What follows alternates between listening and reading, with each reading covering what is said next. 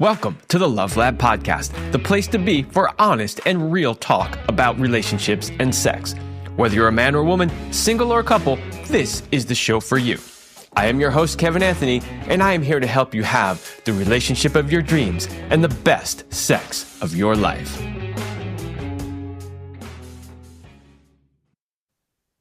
All right, welcome back to the Love Lab Podcast. This is episode 354, and it is titled A Couple's Real Life Story of Love, Sovereignty, Sexuality, and Soul. So what are we going to be talking about today? Well, I have a couple on, and they're going to be talking about their journey from being in a relationship that really wasn't working, and all of the forces, both internal to the relationship and external to the relationship, that were really having a negative impact. And, you know, what led them to that sort of breakdown moment, how they embarked on a journey to fix it, what they did to fix it, and ultimately what the results were, how they came out on the other end. And I really wanted to have this conversation today with them because I think it's really important for people out there to see positive examples of couples who were struggling with a lot of the same things that lots of couples struggle with, but who were able to turn it around and were able to become a successful couple. And, you know, a lot of times you'll see people host whatever, they'll have clients or couples that they've worked with come on and talk about, you know, here's what we did together and here's how I helped them. And there's nothing wrong with that. That's great. But that's not what this is today. I have never worked with this couple at all. I just talked to them about the story that they went through and just thought, wow, people should hear this so that they know there is hope. So that is what we're going to talk about on today's show. But before we do that, a short word from my sponsor, Power and Mastery. Power and Mastery 3.0 is the latest version of the popular men's sexual mastery course. If you are struggling with erectile dysfunction, premature ejaculation, or simply want to increase your skills in the bedroom, then Power and Mastery is for you. Join the exclusive club of men who have taken their sexuality and their sexual performance into their own hands and become sexual masters. Mastering your sexuality is a key component to becoming the man she has always dreamt of and craved. Don't leave your sexual performance up to chance or the throw of the dice. Become a sexual master today by going to powerandmastery.com and joining the exclusive club of men who have taken their destiny into their own hands. That's powerandmastery.com. Okay, my guests today are Britton and Carolee. They were raised in a strict dogma of the Mormon Church, and with infidelity threatening their marriage and family, found themselves at a cliff's edge. Through a deep commitment to heal, these two left everything they knew to find themselves. Over a period of 5 years, they rebooted their relationship and traveled the world seeking their truth with 4 kids in tow. They have emerged on the other side as a powerfully embodied and awakened couple with a powerful message to share. So welcome to the show, Britton and Carolee. Thanks, Kevin. Glad to be here. Thanks so much for having us. Okay, we need to start way from the beginning because I think for people to really understand where you're at now and how profound it is, they need to understand where you've been. So let's just start. Could you please tell the audience about your life and your background before you embarked on this journey? What was life like? What was going on inside your relationship? So, well, we were both 6th-generation Mormons. That's a little bit of background of like where we started from our families. We came from six children families, and we were married in the Mormon Church in 2009. And essentially, what happened is we were just handed a paradigm through our upbringing. Right, that paradigm was how to be a good Mormon, how to live your life as a Mormon, how to raise your family as a Mormon, and how to be married as a Mormon couple. And we just followed this plan essentially that was handed to us, and you know, we weren't living anything magical in our life, and it was just feeling mediocre, really at best. Having our children, we did consciously choose to have children at home, which was something that we both felt good and excited about. That was actually not normal for Mormons, but anyway, as the relationship evolved. Or just continued, we had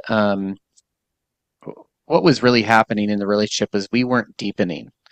We were just very surface level.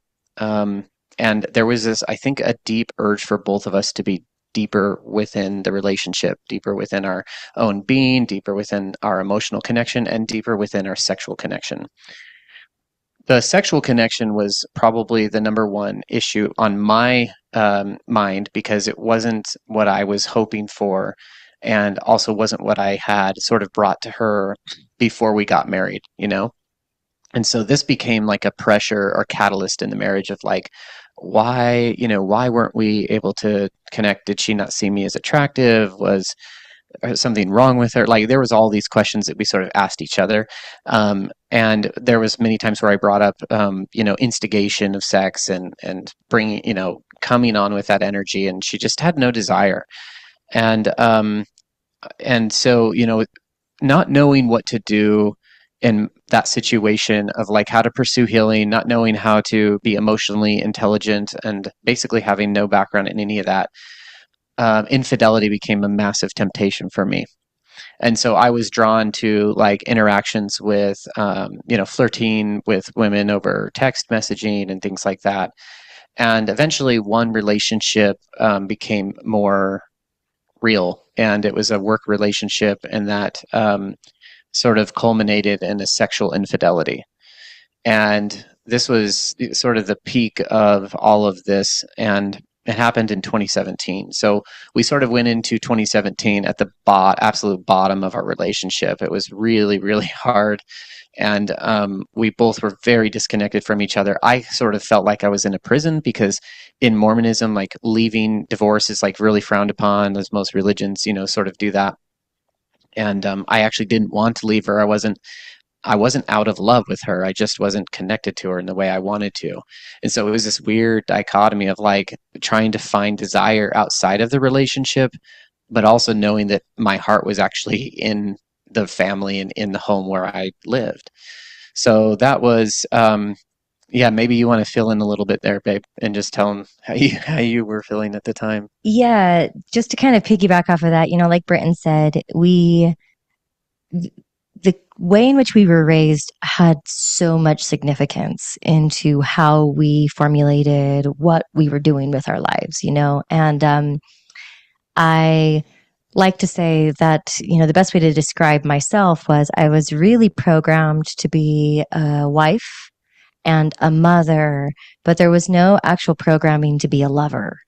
Right. And so, and I also had trauma from my childhood, sexual trauma from my childhood that I had no idea the impact that it was having on my own sex drive and my own body, and had struggled significantly throughout my 20s, well, throughout my whole life with my own body image and self love. And so I came into this marriage excited and hopeful and really desirous for a deep connection and for building a life together. And I was really quite good at checking the boxes. Here are the boxes I'm supposed to check. I'm supposed to find a certain man. In Mormonism, I went to only Mormon schools for university, right? I went to the right places to meet the right kind of person to be in my marriage relationship with. And we had some criteria. Like now we can see that there's a lot of things you need to understand and look for and to come to agreements with in a partnership. But a lot of that consciousness in those agreements wasn't part of our beginning makeup, right? Like we didn't know how to articulate that. And we did have conversations about our sexual desires prior to getting married. But because we were married in the Mormon temple, we actually did not have sex prior to our marriage. We were supposed to be pure and chaste and clean in order to get married in the way that we were deeply programmed to want to get married. The pinnacle of Mormon marriage is if you can do it the right way at the right place with the right person. It's all like this righteousness, right? And so we went into our marriage with that.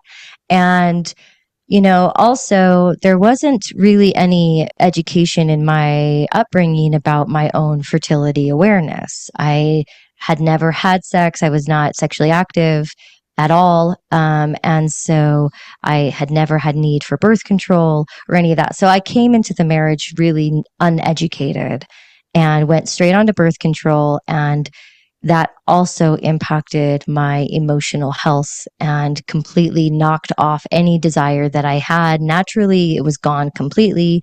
And so here we were, newly married, struggling to even have a deep sexual connection. We all of a sudden had permission because we had done it the right way to be intimate.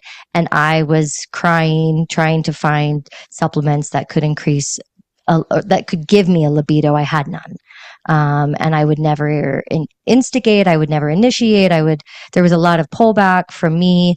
That was surprising. It was a challenge, and then we got pregnant pretty quickly because I had to go off the birth control. The birth control wasn't good for me, right? And so we started off with this sort of rocky sexual relationship. But I had really no concept of how bad it could get, because to me, it was like I was really deeply programmed to be this wife. So I was a really good homemaker. I would make really good food, and I like really kept the house in this beautiful way. But there was this disconnect that we both didn't know how to touch. We didn't know how to access. Later, after 2017's rock bottom, I then later on found out that there was a concept called codependence. I didn't even know that word. I didn't even know what that meant. And when I learned about it after we went through some of the worst parts of our marriage, I realized in every single capacity, in every single relationship, I was completely codependent, including in my marriage relationship, in my family relationships. And so, this has been a deep dive into needed emotional healing, but it started off harder than we even recognized at the time. It seemed okay. It seemed like we were doing the right things. Well, first of all, thank you both for sharing that. You did an amazing job of describing. So if we take the Mormon stuff out for just a second, everything else that you just shared is so common to the experience that most people have today, which is somewhat unfortunate, that I really hope people really heard that. In fact, I should have been taking notes, because when I asked that question, I didn't expect to get so many great points that I would want to talk about on this show, but I'll just briefly go over a few of them, just in case the audience didn't quite grasp all of that.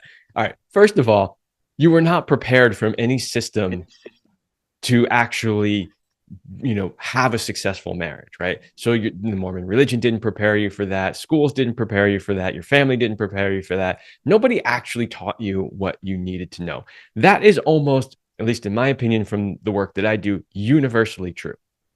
None of us were prepared for what it's really like to have a real successful relationship. So, okay, all right. But everybody's got that, right? We all Yeah. started off there. But other things that you shared are so common also, like, the mismatched libido stuff going on. I love that you brought up also, Carolee, going on the birth control and how that affected it. This is a huge point that most people have no idea exists. Our society and our culture is just like, if you don't want to get pregnant, just go on birth control.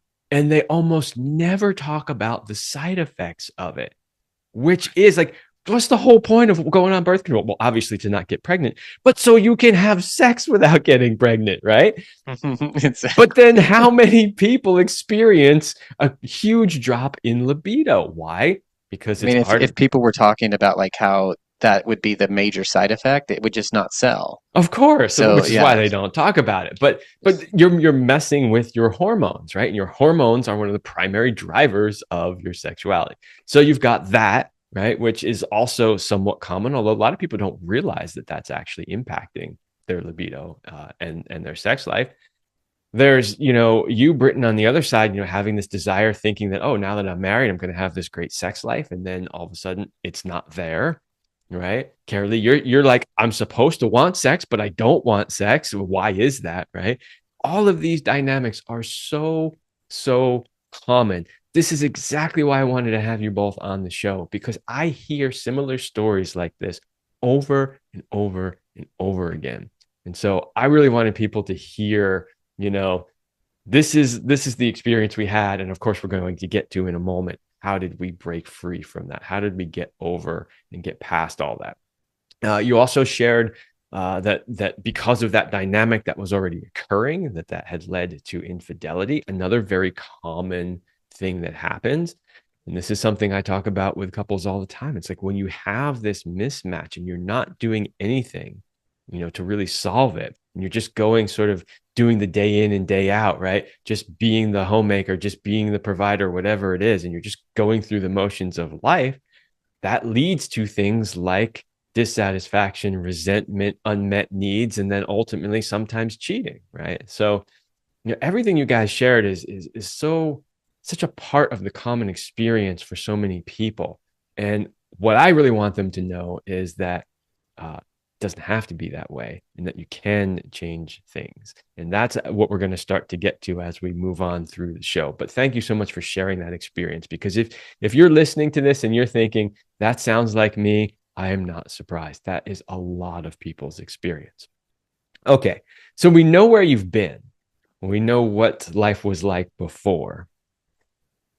Would you say that the infidelity was sort of the straw that broke the camel's back, or was there something else that happened that was like, okay, that's it, we can't take anymore, we're not going to survive unless we do something? Well, I mean, I would say mostly our relationship outside of like the sexual problem and the infidelity was pretty good. Like we saw eye to eye on most things, and that was what one of the reasons why we just loved being with each other. Most of the time, like we just wanted to travel and be by ourselves, and just that's where we had the most fun as a couple. So yeah, I mean, do you feel like there was anything else? I don't. Yeah, no, I think it really was the infidelity that kind of was the straw that broke the camel's back, right? Like the thing that cracked us open. Because in so many ways, yeah, we really worked Like well. in the relationship there wasn't really anything, but there's other pressures like the Mormons paradigm and that dogma, and we talk about that a lot just because there was so much pressure in high demand religion that we were experiencing also. So that was a pressure, you could say, more straw on the camel's back, more hay. But the infidelity was the ultimate catalyst that like actually not only helped us get out of the church, but brought to our awareness like just how deeply we both needed healing, and that healing had less to do with the relationship, more to do with our past. I like that you're sharing the fact that the sexual suppression or the sexual mismatch or whatever you want to call it was such an important part in driving you to wanting to do something different. And the reason why I think it's good that you're sharing that is because this is something that I speak about a lot. And unfortunately, in our modern society, it's suppressed a lot. And what I mean by that is this: having a healthy sexual relationship is an extremely important part of having an overall healthy, long-term, successful relationship. So all the studies show this. I mean, we can geek out and get into the science and drill down into what the data actually says if we want to.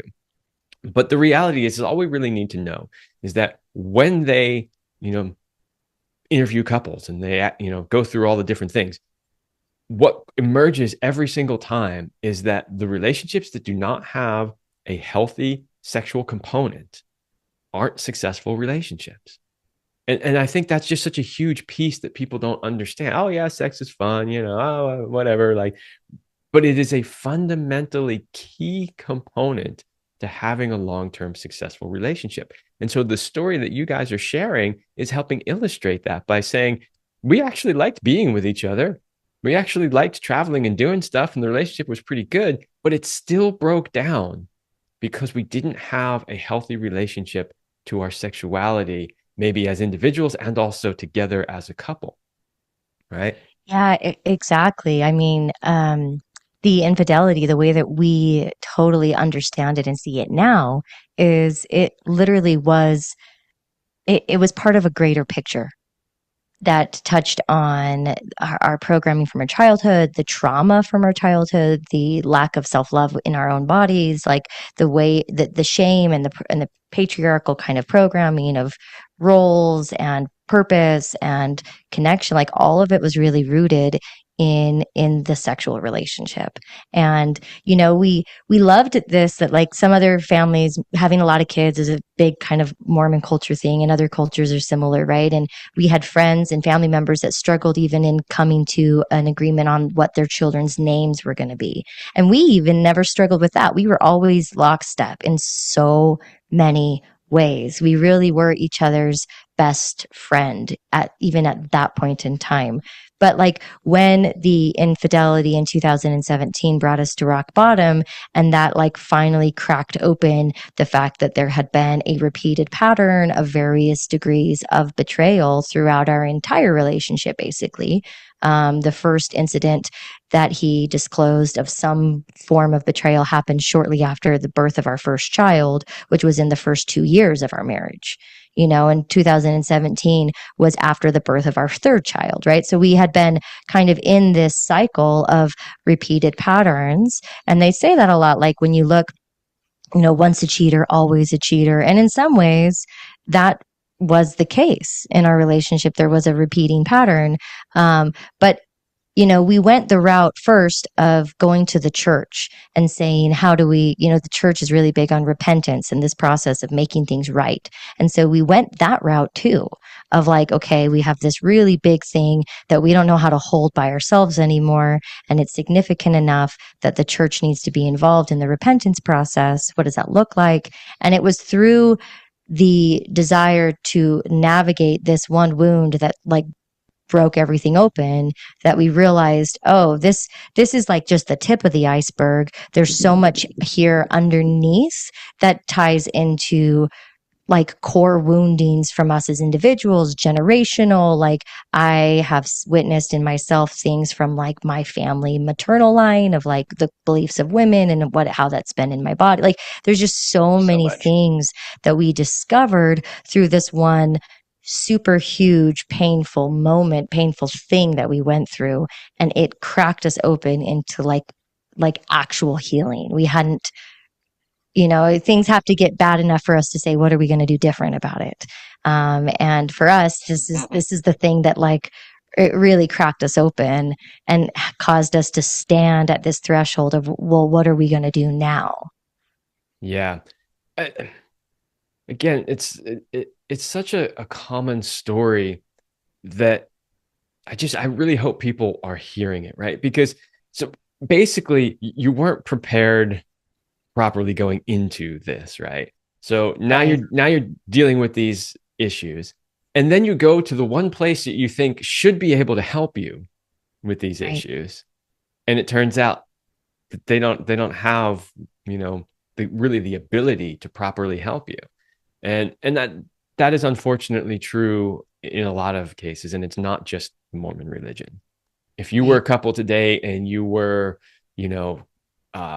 Catholics or Protestants or whatever, and you were struggling with something to do with the sexuality in your relationship, and you went and sought counsel, maybe you might occasionally maybe find one, good priest who gets it, but for the most part, you're going to get really bad advice that's not going to help you. Well, it's because most everybody else is also unhealed.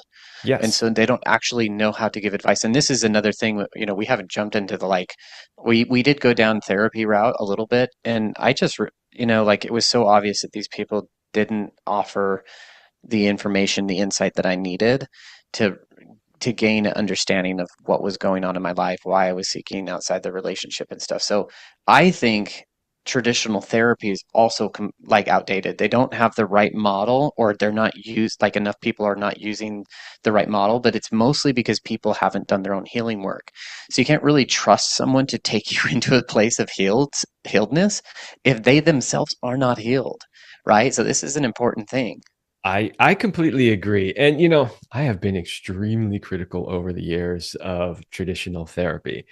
However, having interviewed now more therapists than I can possibly count at this point, I can tell you there are good ones out there who get it now. They're just not the majority yet. So, a lot of therapists out there are still sitting there spending 5 years talking about, your Freudian penis issues or whatever, like there's still a lot of that out there, which isn't necessarily helpful, but there are quite a few that are starting to finally get it. But the chances of you finding one of those, I mean, hopefully I highlight some of those here on this show, but I would say that a lot of people probably don't know how to access that kind of help. And, Right. so this is something, and we're Yeah, going to get to how totally you true. guys are helping people, right? But like, this is why people like myself and like you are so important, because we fill that gap where traditional therapy doesn't necessarily do it, right? Which is Absolutely. really important. So this is a perfect segue, by the way, into the next point, which is, okay, you realized you had these problems. And by the way, I want to point out also that the infidelity issue was, it's sort of, as we said, the straw that broke the camel's back. But there were a bunch of other straws. In other words, you realized that once you embarked on this journey, there was generational trauma, there was, Right. uh, past sexual trauma, there was a bunch of other things under the surface that you didn't necessarily realize were there. And that's almost always the case, by the way. There's Yeah. always deeper layers there that need to be healed. And also, to your point, Britton, you can't really lead somebody to healing if you haven't been healed yourself, or at least more healed than the person you're trying to help heal. I can't tell you how many times I have found that traditional therapists actually got into therapy because they were seeking healing for themselves. But that doesn't mean that they're actually healed. It means they're seeking healing just like so many other people are seeking healing. Well, it's a healing is an inner dimension work. So if you haven't navigated your own inner dimensions deeply, then you aren't qualified, in my opinion. That conceptual knowledge will only get you so far in doing work with other people. I had studied the scriptures like in Mormonism so well, and I knew all the fucking history of the church, and I knew all this stuff, and still I feel disconnected from God because I wasn't actually walking the walk. I was just talking the talk. And I knew conceptually all the things, but until I walked my inner dimensions and I understood what was going on inside me, I was not actually operating from a place of personal truth. So yes, so that's why I think it's so important to find someone that actually has like a hero story, like someone that's like they've been through all of the deep, dark, ugly, and they've emerged on the other side. That right there is a person that has a ton of wisdom to offer you. So if you are seeking healing, if you're listening right now, please find someone that that has actually walked that path. Completely agree. So I started to say this is the perfect segue a moment ago. And what I wanted to segue into is, okay, you discovered these problems. You went to people that you thought could help you. They were unable to help you. Now you've decided to embark on this healing journey. What are some of the things that you tried along your path? And I'm curious to hear some that worked and some that didn't work.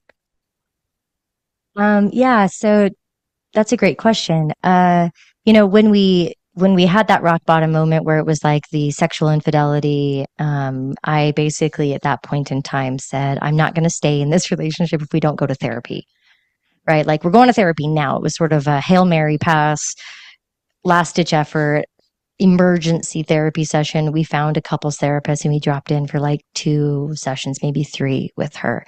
And honestly, he wasn't really quite ready to change. He was appeasing me. Like that therapy session with that therapist wasn't super effective, but it at least was some action towards the right direction that showed a desire to do something different than what we were doing. We then continued down that pathway of traditional therapy, and because another couple was being vulnerable and willing to share their story. They had this cute little like video that they did about the betrayal through porn they had gone through and that they had repaired, and they were basically in a collaboration with a therapy clinic that was in Utah that specialized in helping people through addiction, sexual betrayal. And so I found a new therapist at that clinic that seemed to specialize more in therapy of a sexual nature, like sex positivity, like help me heal what this wounding. And through that, I was introduced to this idea that there was this yoga container for women held by a woman who had been through betrayal herself. And it was like an 8-week program. And it was a women's group, trauma informed yoga therapy. And so that actually was even more effective than the one-to-one therapy that I went through. When I dropped into that container, I began to learn about chakras beyond like a gift shop picture book, right? Like, oh, here are the chakras. These are the behaviors of an imbalanced chakra. And I realized most of the imbalanced behaviors with all the chakras described me perfectly. I had so much more to understand about my behaviors and what was true about who I was as a person then and who I was wanting to be, and so I did that yoga. I repeated that container, that trauma informed yoga therapy, several times because it was the thing that really helped me. And then also simultaneously, we went the route of the church. We had a moment where we went before a disciplinary council of 12 men, and Britton confessed everything he had done. And those 12 men acted as judges for God and said, this is what you need to do to make it right with God. And he had a list of things that he could not do and things he was supposed to do in regards to church activity. And that was a structure called disfellowshipment. And he had to be disfellowshipped for a full 12-month cycle. So once we had that meeting, we dropped into trying to do things. It was more about doing. These are the things that you now need to do to show that you're sorry and repentant, instead of really being and understanding the core reasons for the behaviors. And it was actually through the fact that I was being held in this trauma-informed yoga container with other women and learning these other things that also showed me how off the church was about their support, right? And that year-long disfellowshipment actually ended up being more traumatic for me personally. It amplified my own trauma because the community that I thought was supposed to hold me, I could see very clearly that I was just completely, like, there was no space for me as the woman, as the one who had been betrayed in these structures, in these cultural containers. Like, there was nothing. I was alone. I couldn't be honest with anybody. I was scared. I had so much shame about my life.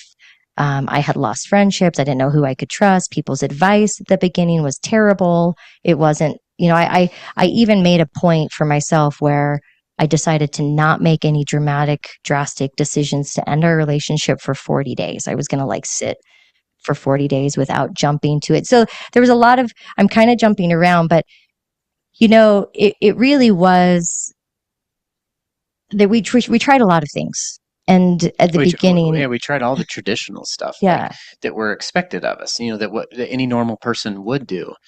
And we just didn't feel like it was resonating, like it was actually making a dent. And I think it was actually, so as we tried all those things and we came out the other side of those things, like therapy, and I mean, her yoga assisted therapy was really good for her. Actually, it was one of the things that did help. But for me, the personal therapist and the couples therapist wasn't really doing anything.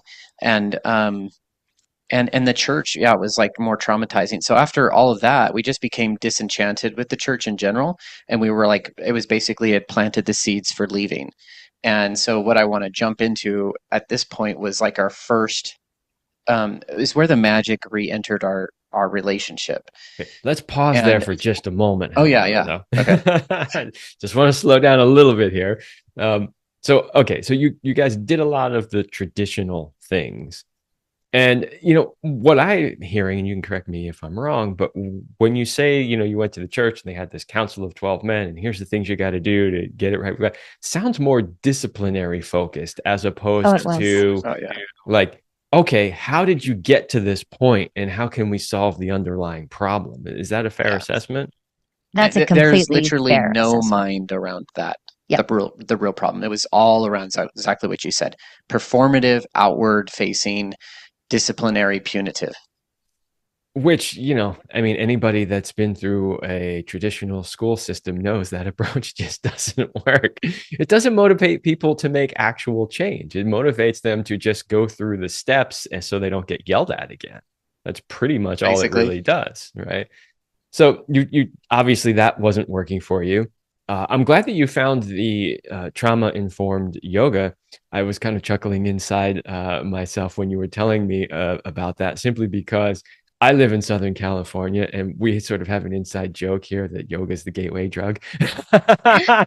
There are a lot of people that came into a deeper level of spirituality through the I'm just going to go do some stretching that we call yoga, and then they start to realize that there's something more to it, and they learn about chakras and Yeah. all that. It's very common here in Southern California, so I was kind of giggling to myself about it.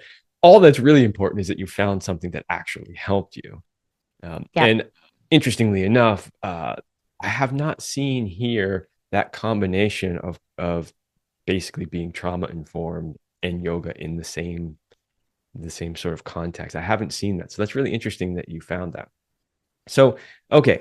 So you tried some of those traditional approaches, therapy and going to the church, and that stuff wasn't doing it for you. And so that kind of takes you to the place of here's where the magic comes in. Exactly. Before we get to the magic, though, I need to break for a second ad, and then we're going to come back, and I want to hear all about the magic because that's really the good stuff, right? I want to spend a significant amount of time talking about the magic and how you created it and how that all went down. So, okay.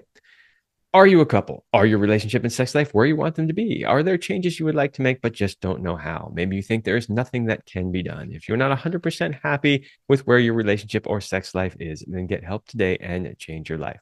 Go to kevinanthonycoaching.com/couples and schedule a strategy call with me today so we can map out a strategy to get you where you want to be so you can have it all your way. That is kevinanthonycoaching.com/couples. By the way, at the end of this episode, I will, of course, be giving Britton and Carolee an opportunity to talk about their programs. And if you like what they're doing, if you'd like to work with an actual couple, which I do think is very valuable, it's one of the things I miss since my wife has passed. We used to work with couples together. And so you get that masculine and feminine Yeah. perspective in the coaching work, which I think is really valuable and amazing. So at the end, I will give them an opportunity to talk about where you can find their work as well. I say this all the time whenever I have people on the show that do similar things to me. What is most important to me is that you get the help that you need. And so if you resonate with Britton and Carolee, by all means, please go hire them. If you resonate with me and what I do on this show, then, check out my work as well. Okay. Enough with the ads. Let's get into the magic. So all of that stuff, we went through sort of the breakdown. We went through what didn't work. Now let's talk about the magic. Yeah, so first of all, the ad, I thought you were giving an advertisement for us. I I was like, sort of right on. was. No, that's cool. And totally, and like we have a different approach, and everyone, all healers do, like we have our own wisdom that we've gained along the way, and we will resonate with different people, and Kevin will resonate with different people. So it's a good thing to just know that there's options. So how do we get the magic back in? Well, life really wants us to make so this journey became very spiritual for us, Kevin, because like we um we had been living the life of the Mormon spiritual person, and it just wasn't getting us anywhere. And so when we left the church because we had my brother introduced mushrooms to me. He was like, "Hey, you got to try these out." And he threw some mushrooms at me, and I was like, "Dude, my brother's a junkie. I better get out of here." But I was like, I don't want to touch that stuff. But he was like, "No, you should go read this book. It's called How to Change Your Mind by Michael Pollan." And so I was like, okay. And somebody else like recommended it like a week later. And so I was like, okay, that's, I'll go check this book out. So I read the book and I was convinced that like I needed to do my own ceremony with magic mushrooms. And I'd never touched any entheogens before this. Carolee and I barely even drink wine, and we had like lightly used some cannabis, and it was helping us to just cope as parents and like move through some of our healing work. Um, and so when I had read this book, How to Change Your Mind, and I was like, oh, okay, like this is a spiritual thing, and I can really relate to that. And I'm already like, you know sort of out of Mormonism. I hadn't yet left the church, but we decided, like, I kind of told Carolee I read the book, and she was like, okay, that's cool. So she read it, and we decided we would do a journey together. And so we did a journey together. We had a guide come and we did this whole thing, and it was this beautiful experience that could be its own podcast. But ultimately, at the end of that, our minds were like in this state of like, you know what it does. It changes the way your neurons connect and fire. And when you don't have your default mode network running in the brain, you're not running on the same circuitry as normal, then your perception of reality changes because you're actually interpreting information in a different way. And so that's all that was happening. It was like breaking down our default mode network. But and that was on a Saturday. We did the whole journey that Saturday, and then on Sunday we still had afterglow. Right, you're still having some of the effects of that, of the perceptions that were different. So we went to church the next morning because it was kind of like this children's program, and Grandma wanted to come, so we all went, and we were there like 15 minutes watching this program, and we were like still in the afterglow and still we were seeing things differently, and we saw what was happening, which was these children, these even our children were up on stage doing this, and they were being indoctrinated. There was literally parents and adults whispering in their ears telling them what to say on the microphone, and I was like, oh my god, like these kids have no agency. They're just being programmed right now. And so we looked at each other. We had both tuned in like simultaneously without knowing it, and we looked at each other like I think Grandma and one of our other children were between us, and we just were like, ugh. Like our faces were like, oh my God. And I just mouthed to her, I'm like, we're done. And that was it. Like we left church that day and we never went back. It was so obvious that what was going on. So we left the church and we created this vacuum. And so this is what I was trying to say is like this journey became very spiritual because leaving the church for us was akin to committing the most grievous disassociation with our family and everything about our identity. And like it was everything had been molded into the Mormon paradigm. So a lot of people can relate to this if they've grown up in different Christian church or Catholicism or Judaism. So like all of that pressure to be a thing and to know what your future looks like was on us, and we just said fuck it, we're gonna move forward, we're gonna do our own thing. And so we created a massive vacuum energetically in our life. We dropped the church and we just said, okay, God, whatever God is, like we're just like, show us a better way, because we didn't want to abandon like our belief in the divine. We just knew that the pathway with whatever the Mormon paradigm was offering wasn't the pathway for us anymore. And 4 days later, we were brought to this place in Linden, Utah, which is a school, another type of emotional intelligence school, and we didn't even know. We were brought there because of a sound healing, which also I'd never done before. Like you've probably done sound healing. So we were brought there to do this like sound bath as a group with a few other people, and then we found out it was like this school was an emotional intelligence school for both adults and children. And Carolee was calling that in. She's trying to seek like more emotional understanding of how to deal with the children and like help them.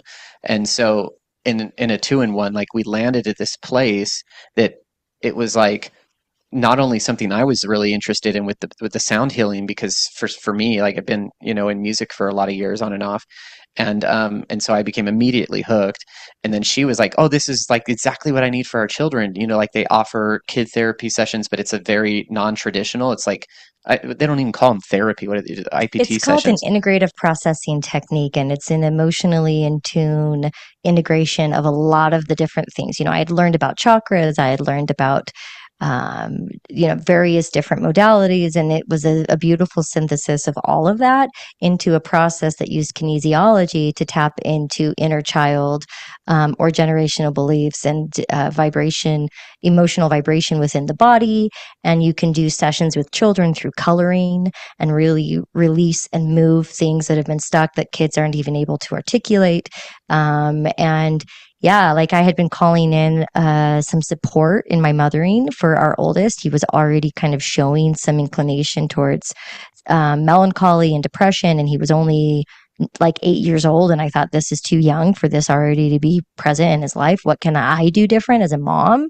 And yeah, we did this ceremony. Like Britton said, we went to church the very next day, had that awakening of like, we don't belong here anymore, and landed at this place, which then I signed up. They had a full year long program. And I was like, I'm not even sure exactly what this is, but I feel like I'm supposed to do it. So January 2020, all of a sudden I'm in this new school, gaining emotional intelligence, having a re-education on it, and doing processing the childhood trauma that I had had. I actually was able to find complete healing and resolution from that, the sexual trauma that had plagued me my whole life, through this IPT process.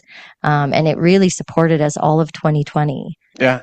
And it was just like we kind of felt that we were being guided, right? Because like we had left something that's where all of our guidance was originating, all of our authority was outsourced to other people, and now we were like getting that guidance directly from spirit without having to go through a median of that, somebody that was going to negotiate for us, if you will. So it was a really powerful moment of just feeling that love from life, from God, from the universe of like, hey, you guys do need that healing, and here's where your first step is. So There are that was the first thing, but there's so many more things we can drop into. Yeah, well, there are a couple of important things that you said there. The first thing is I want to acknowledge how difficult it is to walk away from something like the Mormon, I'm going to call it lifestyle, because that's basically what it is, right? Because, for a lot of people, the religion is just like it's over here, kind of, right? People that aren't deeply embedded in a religion. And so they could maybe walk away from that and still have their friends and their family and all that kind of stuff. But in a situation like yours, you weren't just walking away from the religion. You were literally being ostracized from your entire community and your family structure and everything else. So that it takes a lot of courage to actually step outside of something like that. So I want to acknowledge that. Thank you. Yeah. Yeah, thanks. It was true. Because We were shunned a lot. Yeah, because that's really huge. The other thing that I kind of want to acknowledge, and this I'll make a couple of jokes about here and there, but talk about gateway drugs, right? You get on, you go on a mushroom journey, and suddenly you can see more clearly, and now you know why hallucinogens have been illegal, Yep. because study after study after study shows that they are not harmful. Obviously anything done in the proper way. Uh, well, I shouldn't say anything. Things done in the proper way, such as, mushrooms are not harmful. Anything done in an improper way, like you could literally kill yourself by drinking too much water, right? So I just Exactly. kind of want to put that out there that, you could overdo mushrooms as well. So as I'm telling you that they're not harmful for you, just know abuse would make them harmful. But in a proper use, the studies all show that not only are they not harmful, but they actually have benefits. And, I think a lot of people now have probably seen some of the studies out there where they're starting to use them for helping, say, veterans with PTSD or, other different applications that are similar to that. So science is starting to come around and see that they have value. Well, they were before Schedule One was introduced in the 70s. Magic mushrooms were being used for people with alcoholism, and it was really effective. And with one journey or whatever, I don't know if they called them a journey back then, but they would basically, people could get off of alcohol for at least 6 months because it would alter their brain. Right. So it was very effective, and they'd use it for that. And so the science is actually was cut off, and then now it's coming back. Yeah, and that's true of so many things. And I kind of wanted to point that out because what I didn't want is I didn't want people listening to this to be like, oh, okay, just some hippies who took a mushroom trip and oh, sure, it changed their whole whatever. That's not for me. Like I wanted them to understand that there's more to it than just that, right? And so that there is serious scientific potential for healing when using substances like this. So that's another important point. We're getting pretty close to the end of the show, and I definitely want to give you guys an opportunity to talk about your ritual shadow work. But before we do that, are there any last things that you did that really stand out that you think are worth sharing with the audience? Yeah, so I will just what I'll do is I'll speed through some of the rest of the journey so that you guys and your audience can all understand like this wasn't about just doing mushrooms. This was a deep, deep commitment to inner work.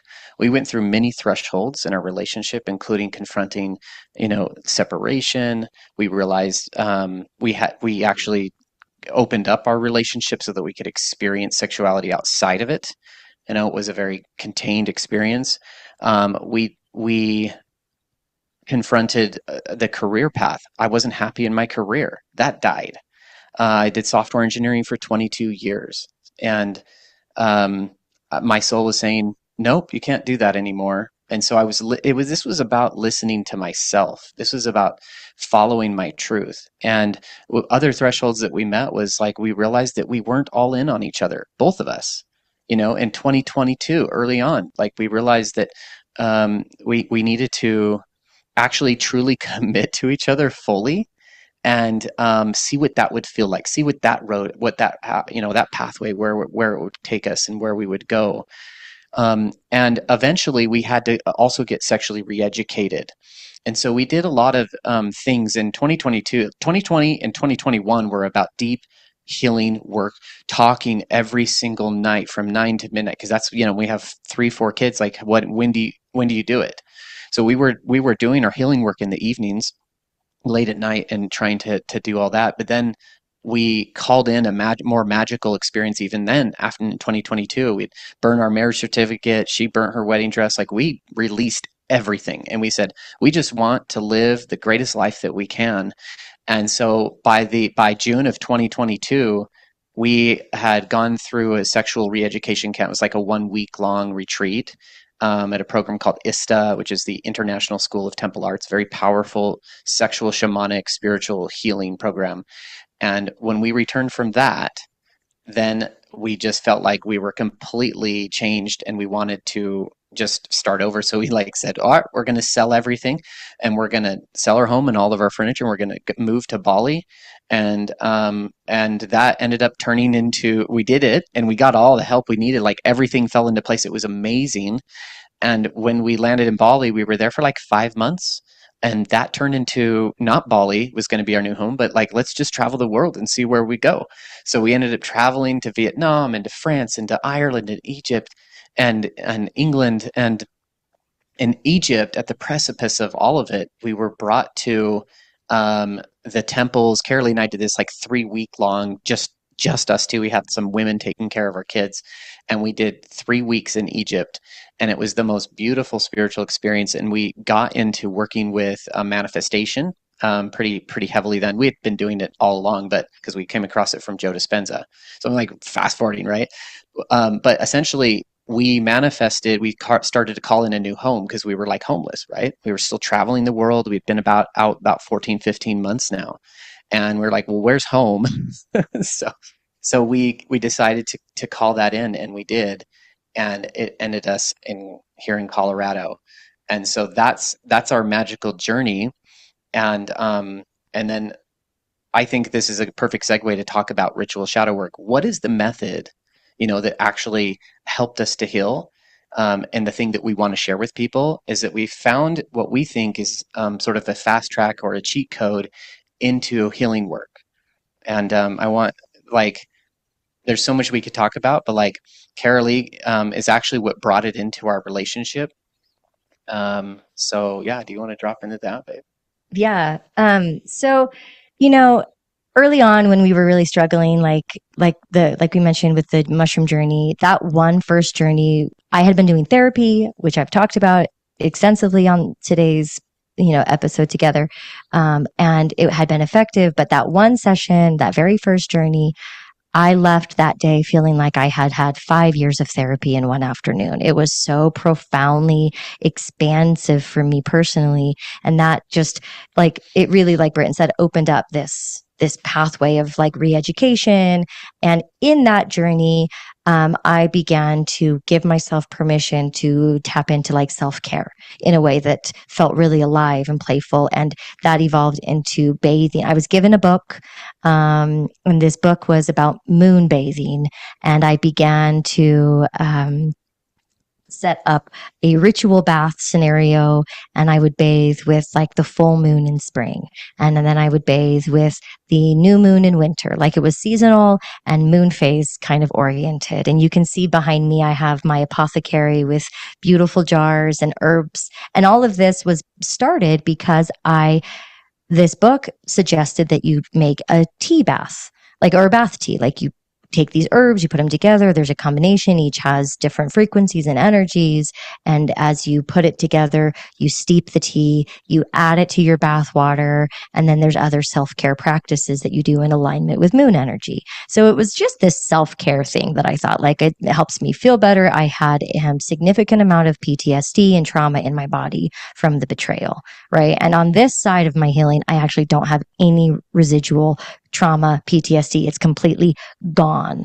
And I had so much. Like it was something that I dealt with and lived with for good chunk of this healing journey, right? And so to be free from it feels so liberating. And that's part of the reason why I'm like, guys, I want to talk to you about like this process of what actually helped me be free and liberated from the pain and the trauma that plagued my emotional body, that plagued my somatic system, right? I went from not being embodied at all, having like negative desire, generational belief that as women we weren't supposed to have desire, to now having the most cosmically beautiful, connected sexual relationship with the man who I felt so much fear and lack of safety. Now we have nothing but embodied safety, right? Like it's a complete night and day difference. And connecting with the moon was actually much more profoundly impactful than I even realized when I first started bathing with the moon. And this evolved, right? Like we began after I had bathed with the moon for several seasons. I began to catch kind of some wind of like astrologers online who said, oh, this full moon is in this astrological sign, and this is the energy that it's illuminating for us as a collective. I'd read those astrological posts, and all of a sudden I was like, how are they perfectly describing the very thing that I'm working with this week? Like, dropped into that, and it mirrored my own inner workings. And I realized, oh, there is something called the cosmic clock. We're all in this cauldron of energy. And if we can look at the transits, the astrological transits, from the idea that we're being supported by the cosmos in what we're working through, it can actually profoundly like speed up or just fast track or just really hold us in what's hard. Right? We need to normalize talking about the shadow. We need to normalize talking about what's difficult about who we are and what we've really been through from this perspective of holding it and loving awareness. Right? And so this ritual shadow work program that we do, we've called it that. It's not like anybody that we've worked with calls it that. That's kind of our own coined term that came to us of like, oh, we connect in ritual. There's this sacred sexuality component in how we connect in ritual.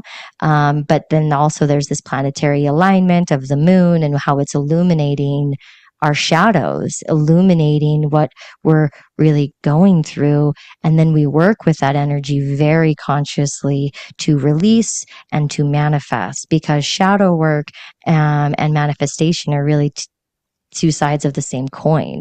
You can't call in something new when you're still holding on and attached to or vibrating in the resonance of what was, what is. And so it's a way to like release that. A full moon is a really good time for releasing, for letting go. The new moon energy is when we call in and we script and we manifest what's coming, what we want to have be different. And so the way in which we work has this, we each have a unique blueprint, and then we can work with that unique individual and then also the collective energy. So yeah, ritual shadow work has been this really beautiful process, and the way I like to describe it from more scientific thing is just alignment of energy. So if you think about frequency, energy, and amplitude, what we're trying to do is create more amplitude, right? Like if we're going to release something, if we're going to call in, manifest something, then how do we increase the amount of energy with that? Well, we can start with a ritual. We can start with just having deeper connected intention to that thing. And we can also align ourselves to other things, other factors. One of those factors can be a partner. In a relationship, having another person aligned with you, not having blocks or judgments or anything about what you're doing together, is actually a really beautiful energetic alignment.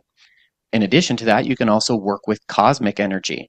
So in what we are kind of, it's not a deep, philosophical thing that we're trying to get people into here with astrology, because there's so many layers you can go, but we're just just talking about the moon and its ability to highlight certain things. But the moon has an incredible energy, and as you know, it tugs on Earth, it creates the tides.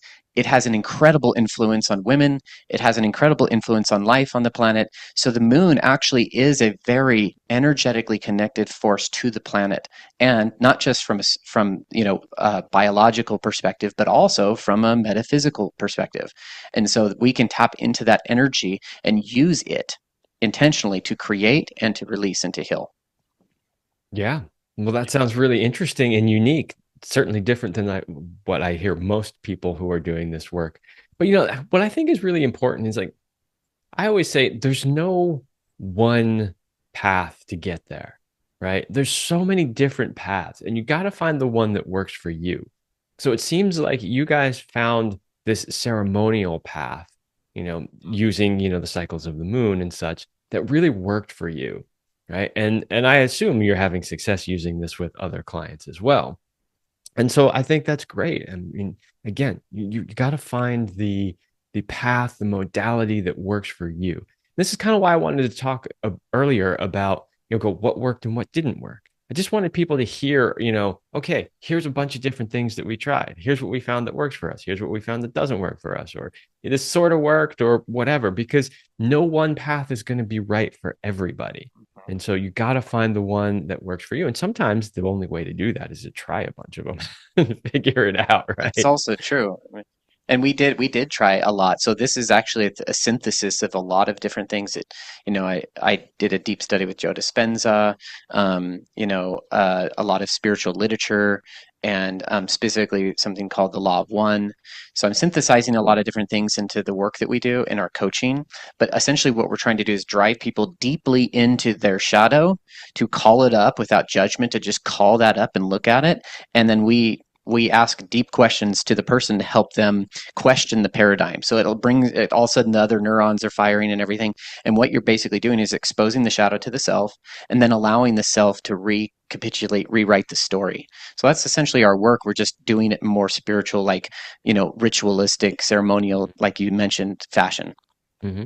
I also like to the juxtaposition of the masculine and feminine. So the way Carolee, you started off explaining it was a very feminine way of Mhm. explaining the ritual in the moon, and then Britton coming in with, okay, here's the scientific part of it. That's part of the beauty of that masculine and feminine coming together and getting both of those perspectives, right? Because you can speak to both of those. There's people who are going to be, super left brain, and they're just going to want to know the science of it, right? And then there's going to be people that are more in their right brain, are going to want to embrace more of the ritual of it, right? And so it's cool that you guys can bring both of that into the mix. Okay, we are right at the end of the show here. I want to thank you both for coming on. And I also want to give you an opportunity. So, you've talked about what ritual shadow work is, but how can people find you if they want to work with you? Yeah, thank you. So our website is themagicalstoryofus.com. And from there, they can learn a little bit more about our story and join our mailing list, and then see some of the offerings that we have. And, like ritual shadow work is a more advanced one. We have a few other ones, and then just regular coaching as well. So, like, there are different levels for everybody, and we recognize that. And so just come and find out what works for you. Awesome. And that link will be in the description. So, if you're interested, go check that out. Thank you again for coming on and sharing your story. I hope that people found it inspiring to know that you can make a big transformation like that and come out on the other end in a really great place. So that's the message I was hoping that we got across. And I just want to thank you for coming on and sharing it. Yeah, Thanks. Thank thank you, you Kevin. so much for having us. Um, I just want to add that we view so much of this life that we've lived like a past life. It's such a clear disconnect from what we were experiencing and who we are now, that it's like we've really had this rebirth into a relationship that is sovereign and free and fun and liberating and expansive. And so like we both made a commitment to ourselves that we both needed to heal as individuals. And then we made that commitment to be patient with each other as we went that process. And we're vulnerable and willing to stand at the threshold of, are we going to stay together? Is this going to work? Or do we need to split up? You know, we stood there many times. But ultimately, as we healed ourselves, it only brought us together stronger and stronger. And now with this process that we do, we really feel that we are conscious co-creators of the exact reality, the exact kind of relationship that we want to have and the family dynamic that we want to have. And we are just so grateful for the beauty that we experience every day. So we are so grateful that we could come in and share this with you and your listeners. And thank you for your questions and the time today. It really means a lot to be able to share a story that was so hard, but that's now so beautiful. Well, you are welcome. And, you know, this journey that you shared, I just think is super important for people. And all the words that you use to describe where you're at now, all I want to say is, like, fuck yeah, who doesn't want that? Right?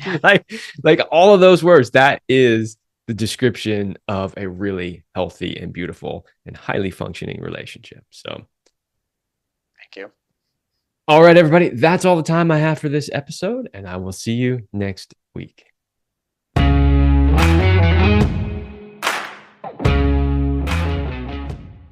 I hope you liked this episode of the Love Lab podcast. If you enjoy this show, subscribe, leave me a review, and share it with your friends. And for more free exclusive content, join me in the Passion Vault at kevinanthonycoaching.com/vault.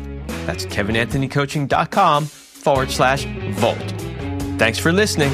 And remember, as Celine used to say, you're amazing.